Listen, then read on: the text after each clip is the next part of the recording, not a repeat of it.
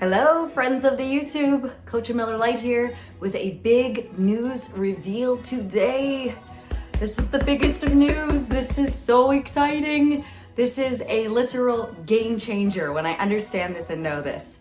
Listening to the teachings of Abraham once again today, day 113 of meditation, and then I went to the passages where I'm listening to Abraham on YouTube in my headphones and writing down what I hear word for word, tuning myself to that frequency.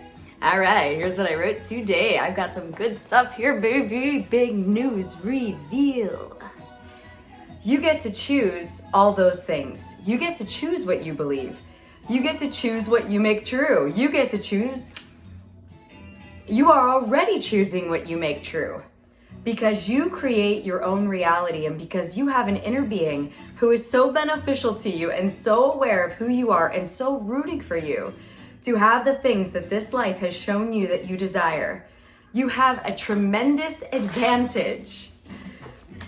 And this is a really important thing to get a hold of. Here we go. Are you ready? Should we back up first before we come into our big news reveal and see what were they saying leading up to this? Helps to get the preceding point. What are they saying? That I'm choosing, right? I'm choosing. I choose what I make real. I choose what I give my attention to. You choose what you make true. You're already choosing what you make true. I like that point, that I'm choosing what I make true whether I know it or not. You choose what you make true because you create your own reality. Now here's where they're coming to this big news reveal. You have an inner being who is so beneficial to you and so aware of who you are and so rooting for you. Isn't this exciting? Keep hearing it over and over about this inner being, and that each time I hear it a little bit better, that it's not this out there somewhere I can never find being. It's an inner being, and it's our inner being. It is part of us. It's the much, much, much, much bigger part of us. All right, so here's our big news reveal. One who is connected to the stream of who you really are. One who is in vibrational sync, in alignment with the energy of your source. That ever-expanding energy, ever-expanding because of the choices that you are making. One who is in alignment with that is more powerful than millions who are not. Okay, holy magnitude of this statement. They're saying one who is connected to the stream of well-being, connected to that energy that is who we really are, connected to that infinite intelligence, allowing the connection, in alignment, in vibrational alignment, one who is a vibrational match with that high-flying signal, that high-flying source energy, one who is in vibrational alignment with this is more powerful. One in alignment with that energy is more powerful than millions. Millions who are not. Can you believe it? That right there is such a great statement, and man, it just gives me hope, and it makes me feel like keeping on going, tuning myself to that energy. Because one who is connected, if I ever feel unpowerful, what I'm getting out of this is the only reason I would feel unpowerful is because I am not connected to the stream. I'm not allowing my connection. I'm not on the same vibrational wavelength. I'm tuned down here, and that is up here, the source energy, inner being, and it will not come down for me. I must go up to match it. But it's always sending a signal, and it's always calling me. Great point from the last CoachAMillerLight show here on Currently a Theory was that when I'm in the minus, that means there's a split in the energy. When I have a minus emotion, means there's a split energy. My leading edge physical version is down here, and the inner being is up here, and the split creates the negative emotion. When I'm in enthusiasm and vigor and zest for life, and woo, when I'm really in that high-flying spot, then I'm up here and I'm a match. And that's what that positive emotion is. It's saying you are now matching your inner being. And one who is connected to the stream of well-being is more powerful than millions who are not. Of course, the math would be slanted in all that is source energy house's favor. You know, you go to the casino, the game's slanted. Why? Because they built it.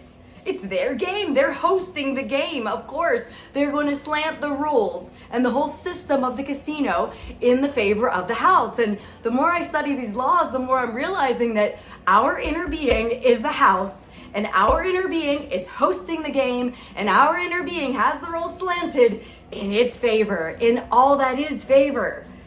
That this is built in our favor. One who is connected to the stream of well-being is more powerful than millions who are not.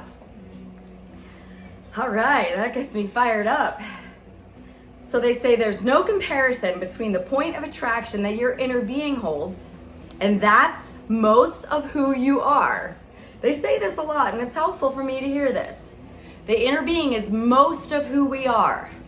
Okay, so there's no comparison between the point of attraction. So I like this idea and wrapping my mind around it, that this inner being part of us has a point of attraction.